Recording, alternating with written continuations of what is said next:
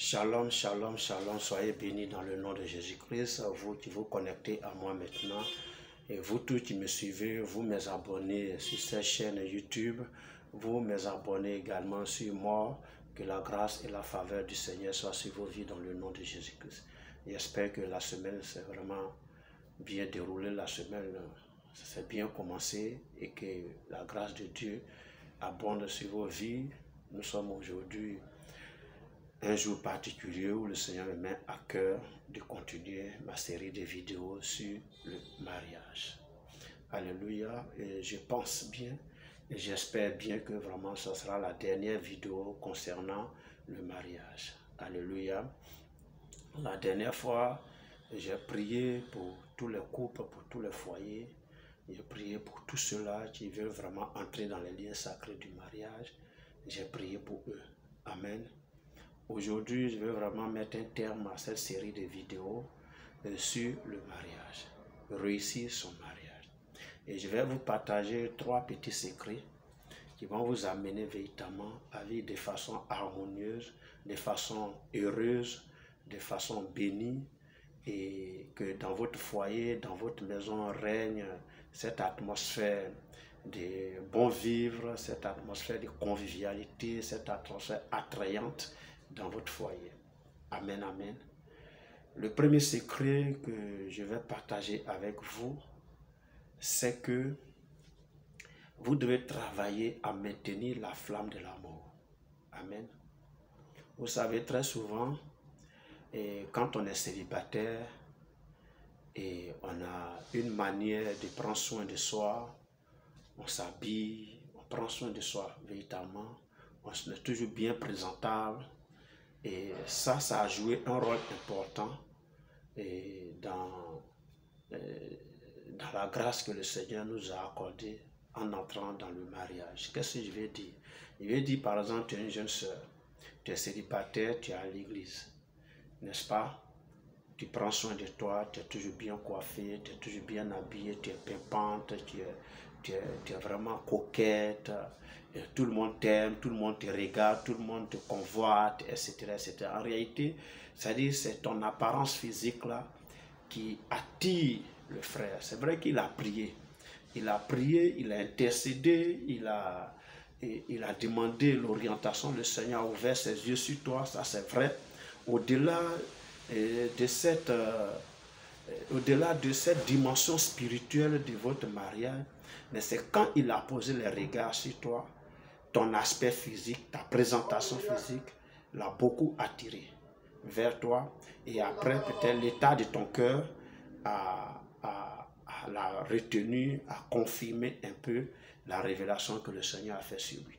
Mais depuis que tu es rentré dans le foyer, toi-même tu vois comment tu te laisses, tu t'abandonnes, tu ne t'entretiens pas, n'est-ce pas? Et puis voilà, tu es devenue une femme quelconque, tu es devenue moche, tes cheveux à la maison, bon, un morceau de pain là, souvent même le soutien dans ta main, tu te promènes, tu pavanes dans la cour, tu t'affaires dans le quartier, tu es là parce que tu as fait une maternité, le bébé est là, en fait, tu ne prends plus soin de toi. Bon, tu vas peut-être dire que non, mais il ne me donne pas les moyens pour prendre soin de moi, mais c'est lui qui doit s'occuper de moi, ça c'est vrai. Mais écoutons bien, vous les femmes, très souvent, quand on vous donne de l'argent, vous n'avez jamais trouvé cet argent-là beaucoup. L'argent que ton mari te donne, il faut prendre pour prendre soin de toi. Il y a des salons de coiffure moins chers, hein, n'est-ce pas? Il y a des habits moins chers, il y a des magasins, il y a des endroits à Abidjan où on peut aller trouver des habits moins chers, des chaussures moins chères. Amen, amen. Et de bonne qualité, tu peux les porter, tu peux être toujours bien mis. Hein? Dans la journée, tu prends soin de la maison. C'est vrai que les activités ménagères t'épuisent, tu prends beaucoup de temps. Mais attends, ton mari, il va rentrer le soir, fais-toi clean, fais-toi belle pour lui. Et accueille-le normalement comme il se doit. Mais quand il arrive, tu es moche. À peine même tu jettes un regard sur lui pour lui dire bonne arrivée mon mari. Mais ce que je vais te dire, là où il travaille, c'est-à-dire le lieu où il travaille, dans son lieu de travail, la zone où il travaille, le service où il travaille, il rencontre toute la journée des belles jeunes femmes, coquettes, belles, qui prennent soin d'elles, elles sont ravissantes, elles sont belles. Et ne sois pas surpris que ton mari puisse tomber sous le coup du charme d'une fille et même être amené à la draguer. Alléluia. Donc, parce que quand il finit d'observer toutes ces belles femmes qui sont autour de lui, là où il travaille, là où il prend son petit déjeuner, là où il prend son déjeuner, à l'arrêt de son car de ramassage ou bien du bus, il voit des belles femmes coquettes, ravissantes, charmantes, qui sont autour de lui. Et même, tiens-toi bien, des filles qui remplissent les critères physiques qu'il aime. Alléluia. Parce que j'ai parlé des critères de choix. Ce que tu aimes là, il faut le dire, n'est-ce pas? Il voit ça. Et le soir, il rentre, il trouve une femme qui est à la maison, qui est waouh. Excusez-moi du terme, on est à Abidjan. Tu es waouh. Tu n'es plus attrayante, tu n'es plus la jeune fille coquette, ravissante qu'il avait vue dans l'église ou bien qu'il avait rencontrée quelque part. Et puis son cœur s'est tourné vers toi et il t'a demandé un mariage. Il faut changer. Je t'en supplie, il faut changer, ma soeur. Il faut transformer ta façon de faire. Coiffe-toi. Je dis, il y a des salons de coiffure moins chers. Le petit argent qu'il te donne, utilise-le et rends-toi belle. Il y a des pommades moins chères. C'est vrai, si tu vas, tu peux trouver des pommades moins chères. Selon ta bourse, il y en a. Il y a les habits selon ta bourse. Prends soin de toi. Prends soin de toi. Et ton mari là, ça peut maintenir toujours l'amour. Quand il est pressé de rentrer parce qu'il a une ravissante femme qui l'attend à la maison. Écoutez-moi bien, ce n'est pas des choses qui se passent en 1 an, en 2 ans. C'est 5 ans, 10 ans plus tard qu'on constate que la femme n'est plus celle qu'elle était, celle qu'on a épousée, elle est d'une femme quelconque, une femme moche.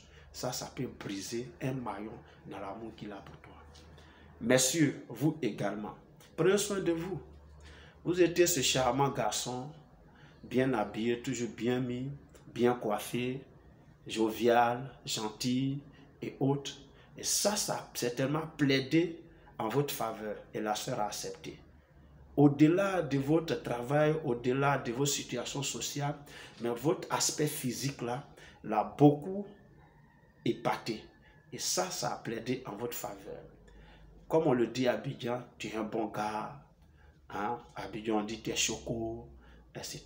Mais tiens, depuis que tu es marié, à cause du poids, des charges de ta famille, de la maison, toi-même tu te négliges, ton ventre a poussé, comme si tu étais enceinte de 6 mois, 7 mois, tu ne prends pas soin de toi, tu ne travailles pas vraiment à casser ce ventre-là, à demeurer le jeune homme. C'est vrai, on ne peut pas demeurer jeune éternellement, ça c'est vrai, mais on peut maintenir cette fraîcheur physique-là, être toujours bien mis, bien coiffé et bien rasé, etc., etc.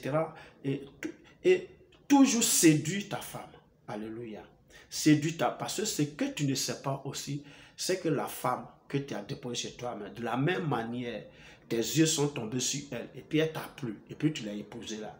Elle a beaucoup de personnes qui courent après elle. Là où elle met ses activités, même au quartier, et même, j'allais dire, dans son lieu de travail, parce que les femmes travaillent dans son lieu de travail, il y a beaucoup de garçons qui tournent autour d'elle.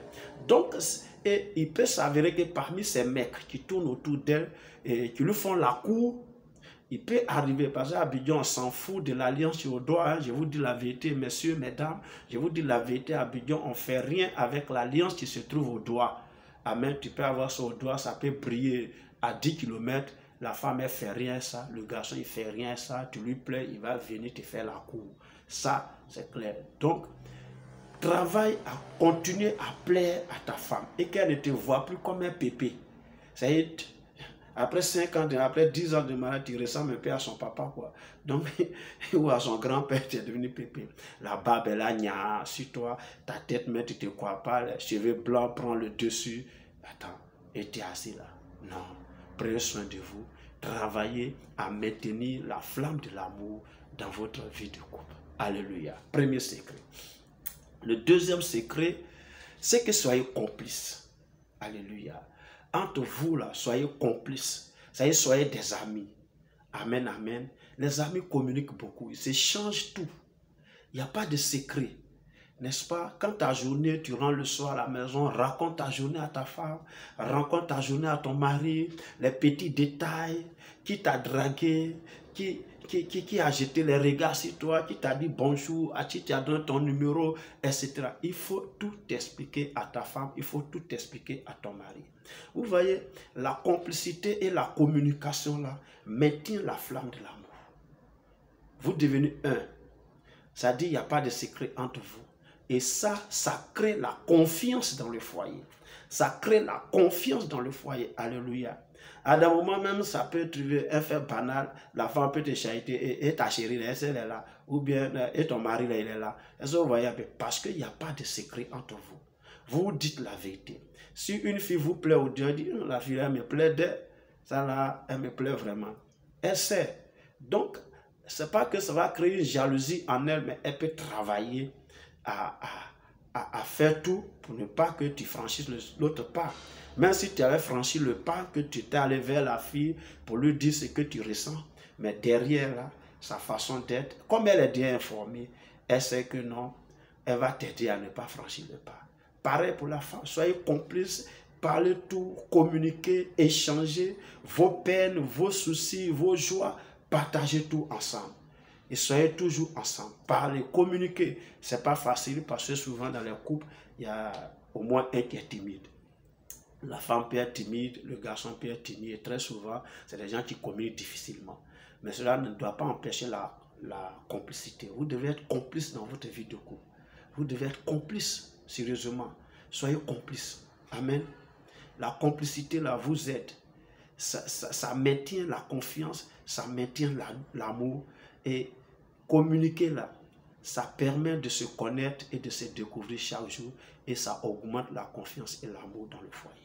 Amen, amen. Troisième secret dont je vais parler, je l'ai déjà dit il y a longtemps, depuis le début de toutes mes vidéos jusqu'à maintenant, je le dis. Enfant de Dieu, ne néglige pas la prière.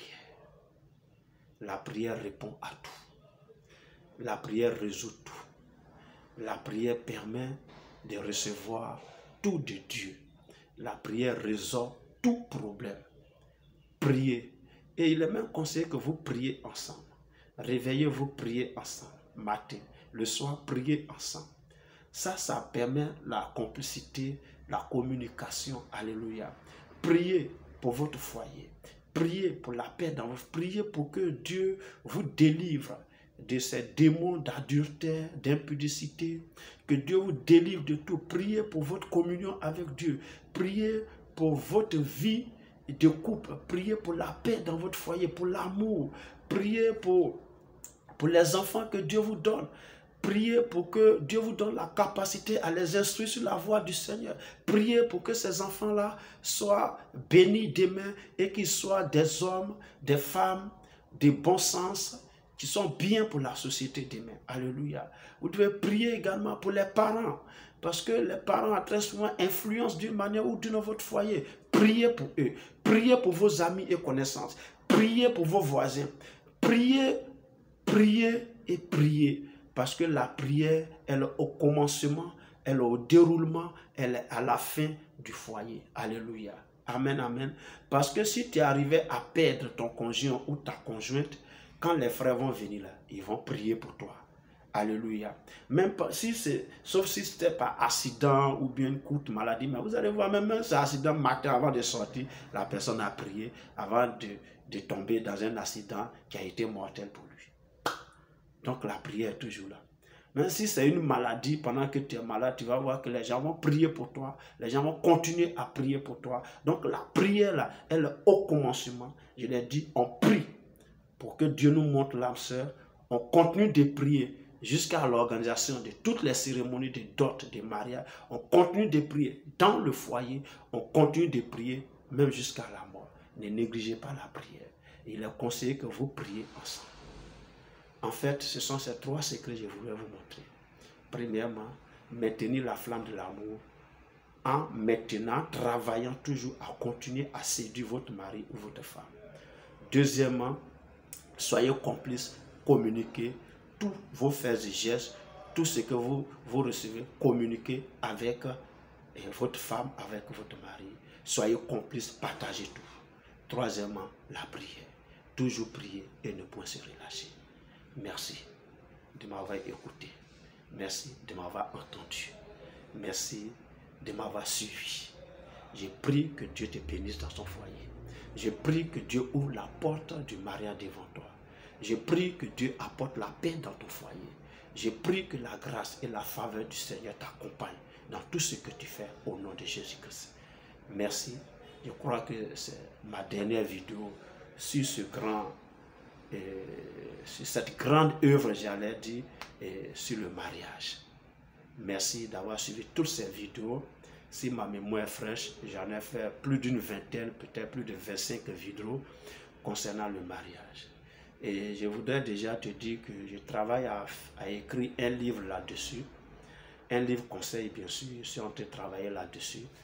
Au moment opportun, quand ce livre sera prêt, forcément, je vais en parler sur les réseaux sociaux, etc.